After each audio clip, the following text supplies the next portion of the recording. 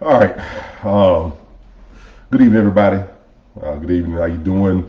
Appreciate you coming in. It's Coach Hamilton here with the Coach's Sanctuary podcast. I apologize for my tardiness.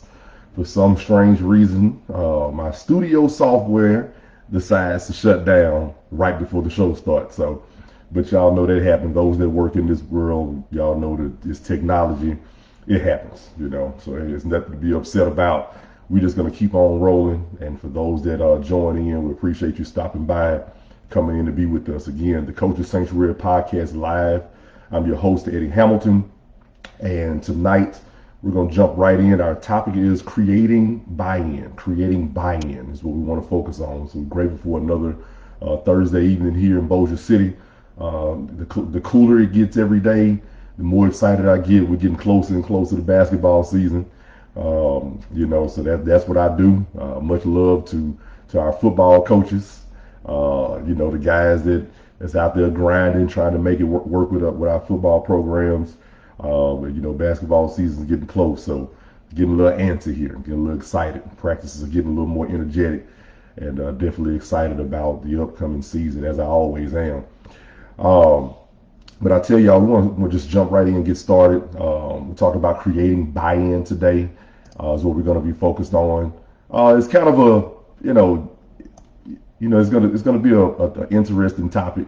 Not a whole lot. Not going to be here real long, but just want to share these things with my fellow coaches, and see if we can get something going here and getting some understanding moving forward about what it means to be able to create buy-in. All right, so let's jump right in this. So what is creating? What is buy-in? What does that mean? I mean, buying in just means that you're all in.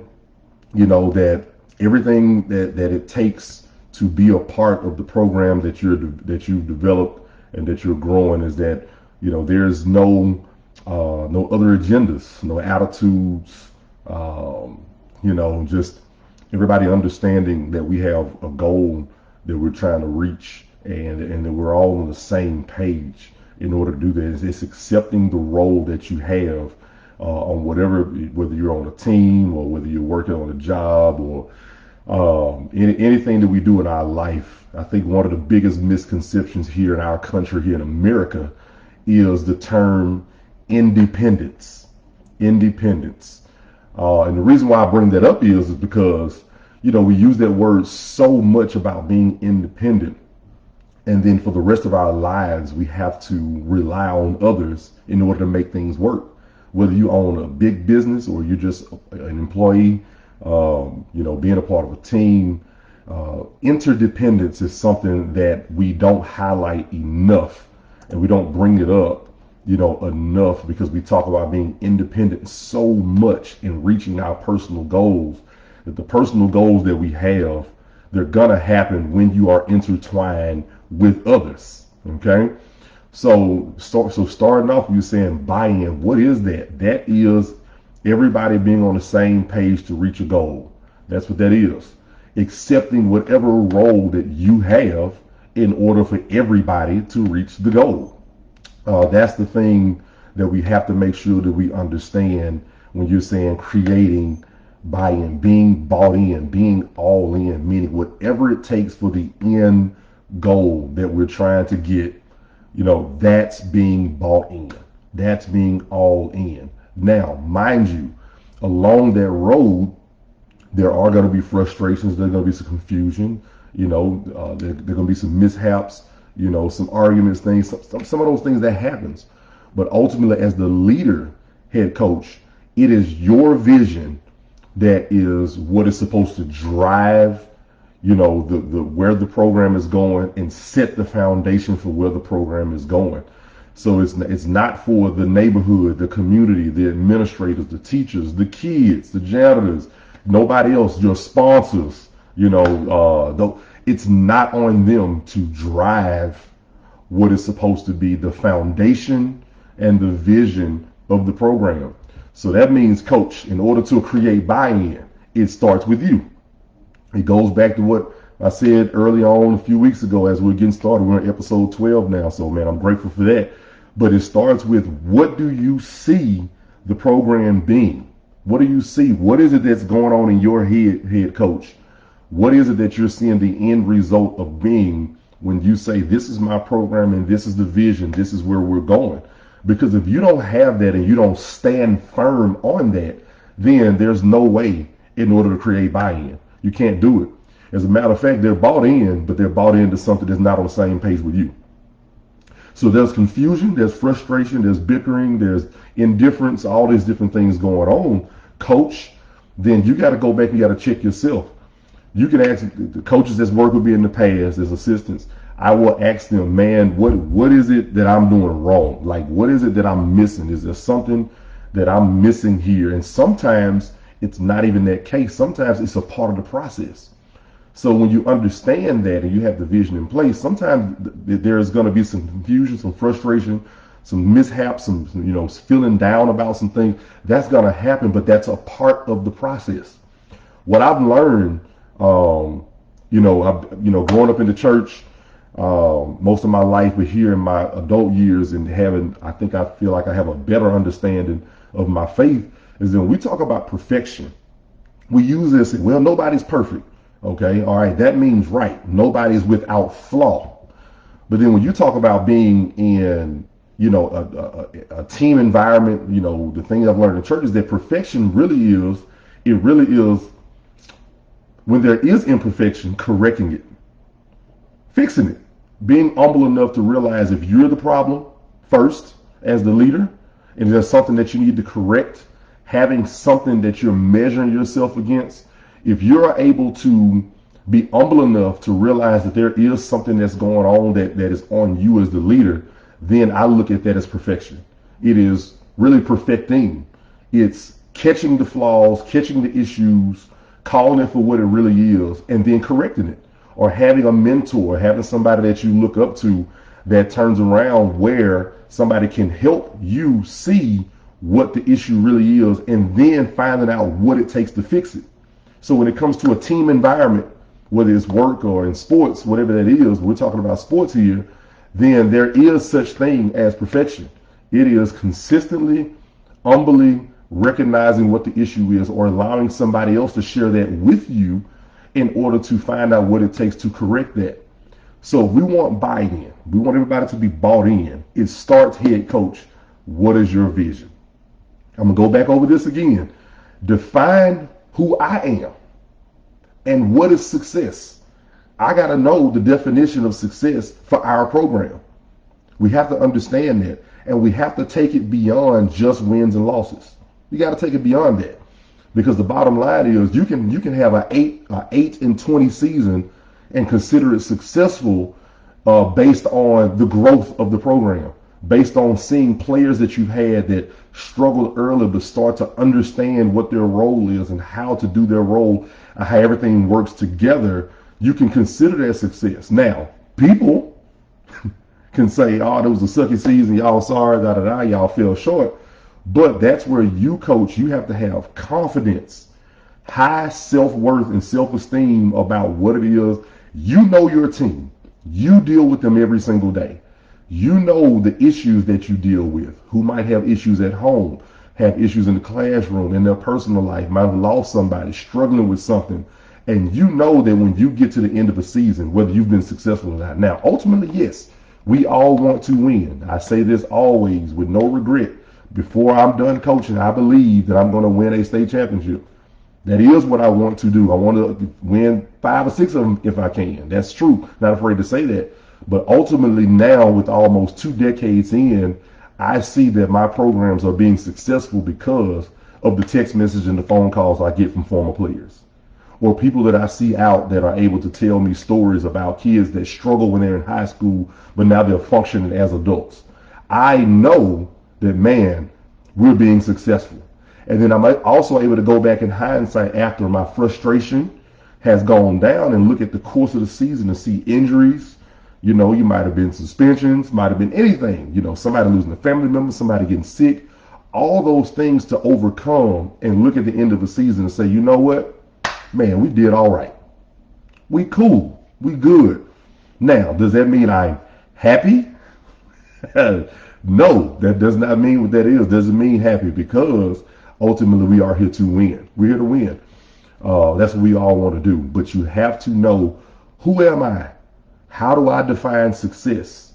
What is it that I am doing on a day-to-day basis that I believe success is? Okay. Now, also, what kind of coach do I want to be?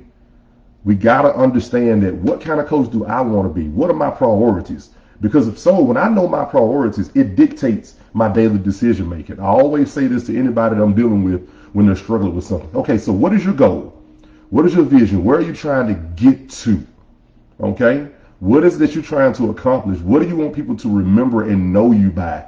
Well, when you understand that, then every single day, my decisions that I make help guide me and go in that direction. That's where your mission comes in. With now, my decisions that I make every single day, when I show up to practice as a player, okay, I think it was Deion Sanders made a comment and said, what is my purpose for practice? Then when I know what my goal is, when I know what the team goal is and what we're trying to accomplish together, then that's going to dictate my daily decision making. In the classroom, am I going to act a fool? Am I going to be late for class? Am I going to be out of uniform? Coach, am I going to prepare? Am I going to sit down every single day and make out a plan on what I hope to accomplish that practice? Am I willing to adjust every single day if I see my team's not understanding what I'm teaching? Am I going to keep on going down my 10 points in the plan, or do I need to stop at number 3 today and stay on this all day? So my decision making is based on what kind of coach I want to be. How do I want to be defined? Me, I take great pride in teaching. That's me. I like to teach. I tell my players that my gym, that is my classroom. When you walk in this gymnasium, there's a structure here. There's an objective here. When you come in, it's my job to teach. It's your job to learn and do. So in order to get everybody to buy into what we're doing, I got to be consistent on a day-to-day basis. I got to make sure that my players are understanding what we're trying to accomplish. That's bigger than just getting the title. Because those little pieces, all those little pieces that go together over time, that matters every single day. You can say, I want a title, but everybody don't want to do what it takes to get there.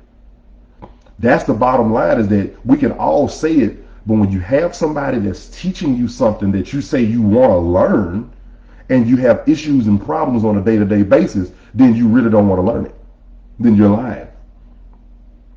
So that means you're not bought in. One of the things that I can say as a coach, when it comes down to grades, I don't have to talk about grades all the time. I don't have to get up there and pound and pound and pound. I let them know, you have a D in a class, you're not playing in a game. I'll say it again. If you have a D in a class, you're not playing in a game. Well, coach, man, you're going to kill their dreams. You're going to hurt them. Man, the kid, he ain't going to want to come to school. Well, then that's the problem. That's the problem. Think about it, coaches. Let's be honest here. Every single day, do you look forward to getting up, going to teach your class? Even though we're there to do that, we got to do that at a high level. I've taught English, social studies, reading, everything. I've done all of that. But let's be honest, coaches. Would you be working in a school as a coach or as a teacher if you weren't coaching?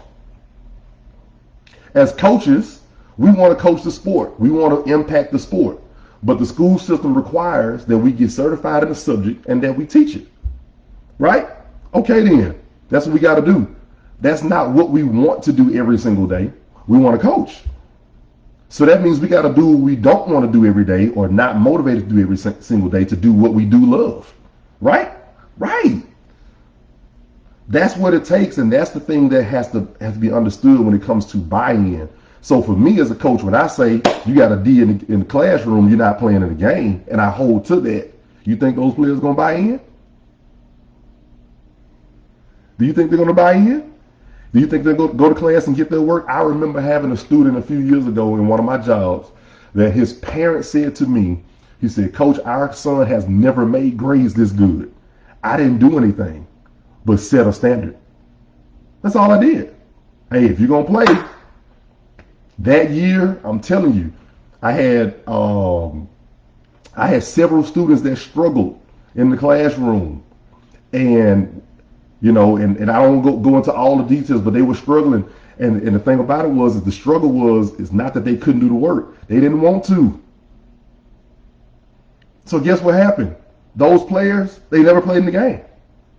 Never. All season. It's very, very simple, because that's the kind of coach I am.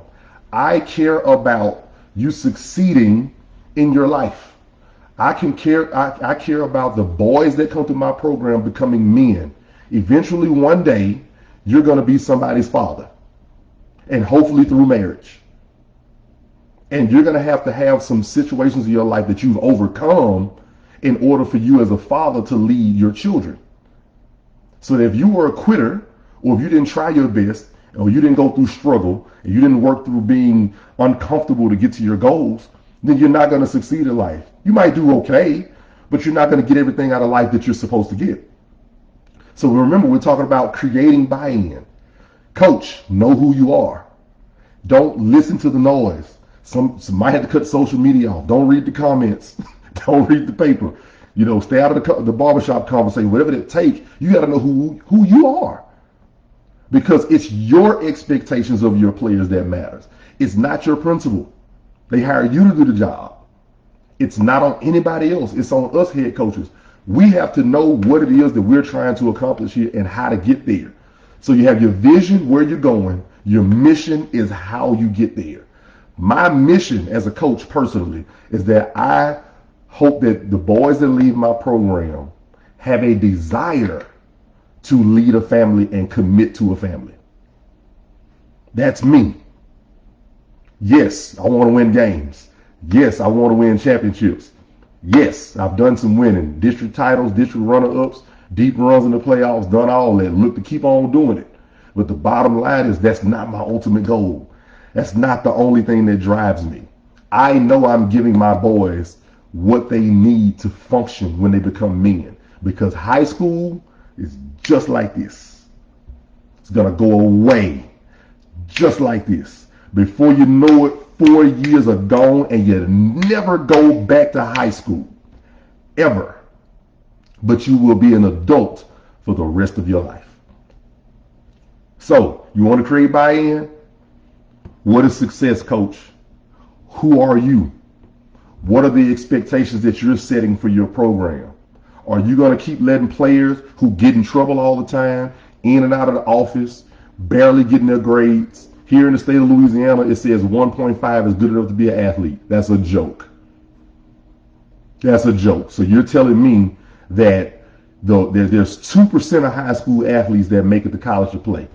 2 who make it to college to play on full scholarship. 2%.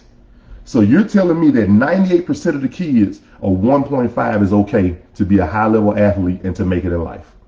No. That's a joke. So for us as coaches, we got to stop lying saying I'm trying to help the kid when you keep lowering the bar. You can't lower the bar. In football, when you kick a field goal, whatever that height is, that field goal is still the same height. In basketball, that goal is 10 feet tall. It's still 10 feet tall. That is never changing. It's never changing. So how is it that we keep moving the bar around because a kid has some talent? Because the truth is, if there's no character, there's no talent. True. It's not.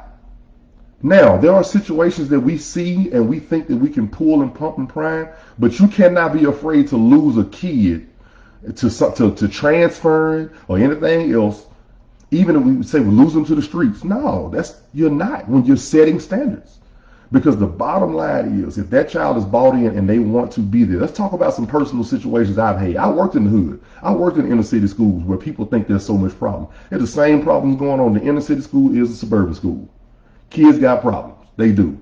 That's why we have to know who they are outside of the game. Because if you're basing your relationship just on the game, then you've lost them already. So you want buy-in? Figure out who your players are. Figure out who they are, where they come from. Ask questions. What are their goals in life? If you don't have any goals, what do you think you want to try? How can I help you find out? We have to make sure that we want buy-in. We have to have clear-cut, defined visions. Have a foundation. Know who you are. What are you trying to do, and how do you plan to get there? You have to have that lined out, because when you do that, now what happens is the community can support it, the faculty and staff, the children, the feeder schools, they can, because you're consistent in what it is that you're doing. Because if you have people, and guess what, guys? You're not going to have 100%. It's not going to happen. That's not human. You're going to have some that are on the team or in the community or different things like that that's involved that are not 100% bought in, and that's okay. That's okay. There's room for them as well. When you figure out who's on your team and who's not on your team, meaning the same mindset and mode of what we're doing, when you figure it out, you know how to handle it. You handle it accordingly. You got to understand that, because that's the bottom line. We're people. We have different modes and mindsets. But when it comes down to buying, it's not about everybody else. It's about you, coach. It's about you. You got to be bought in. That's how you get others to follow. You stand firm on what it is you believe in and how you want to get it done. That's what you do. And when you're consistent and you know that, then what happens is the players that start to come into your program moving forward, the word gets out. The kids already know. Hey, man, Coach Hamilton, man, you can't be playing in class. You got to make sure you're on time. Man, get your grades. You know what I'm saying? Wear your uniforms. The kids start doing the talking. The neighborhood start doing the talking. The parents start doing the talking. And those that want to come, and those that don't. One thing I learned when I was selling cars, and shout out to my buddies, you know, Varsity Dodgers and now Legacy, Frank Swafford out there at Jimmy Grande Ford and Lawrence Seawood, and Natchitoches and Miss Dolores and Reggie Washington. I'm gonna tell you what they taught me. And I had to hear this to understand it, because that was sales. I was selling cars. I had to learn something. People want to be lied to. Drink my water.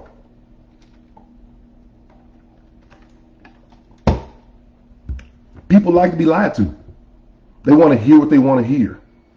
You know, the Bible calls it itching ears. Tell me what it is that I want to hear. Tell me that I'm 5'6", 125 pounds, and I'm going to the NBA. Tell me I'm 5'9", 150, and I'm going to the NFL. I want to hear that. I'm coming over there because I want to hear that. And guess what? Your dreams are valid. You can dream. There's nothing wrong with it. But if that's what you want, that means you got to put the time in. That's the difference. If you're being taught something and you're not following, this talking to the players and even parents, if you're not putting in your own personal time in the weight room and working on your craft, then you're lying. You're not bought into what you say you want to do. Period. Guys, it's very, very easy. It's very, very easy to figure out who really wants it or not. Who's showing up to compete on a day-to-day basis, or who just want to put on the jersey and take pictures and put it on their Instagram stories. It's very, very easy. When you as the leader set the standards and you set the program and you set exactly what it is that you expect on a day-to-day basis, when you do that,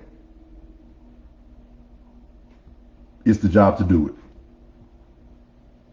And coach, don't change. Hold fast. Do what it is you know that you believe in.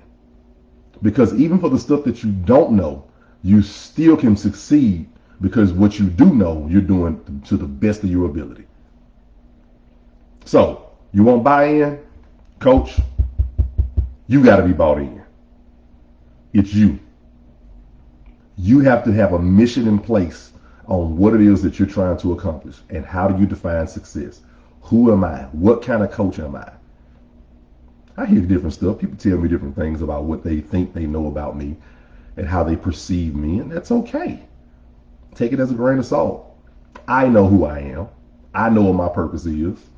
I know what it is, why I was hired to do the job where I am, and I set the expectations. Nobody else sets the expectations, and I will not lower my expectations. And guess what? I haven't always been like that. I've lowered my expectations before. I've had players that I've tried to bend and try to get something out of them, man, but you don't want to get your grades. You don't want to go to class. You don't want to weight train hard. You don't want to condition on the track.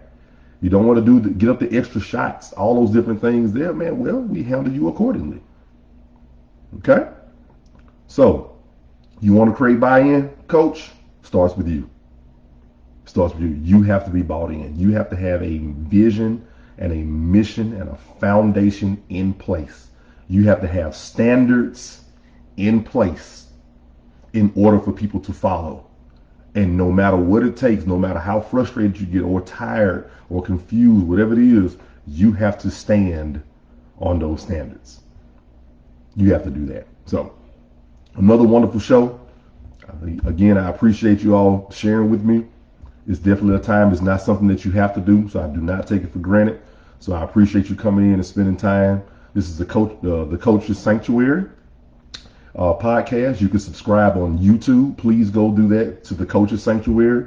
Y'all help your boy out with that. Okay. Also, we're on Anchor and Spotify, which leads you to other podcast platforms. We're on Google Podcasts, Stitcher, Amazon Music. Okay. So please go and enjoy that and share with others. And I look forward to our next opportunity together. Love you all. Take care.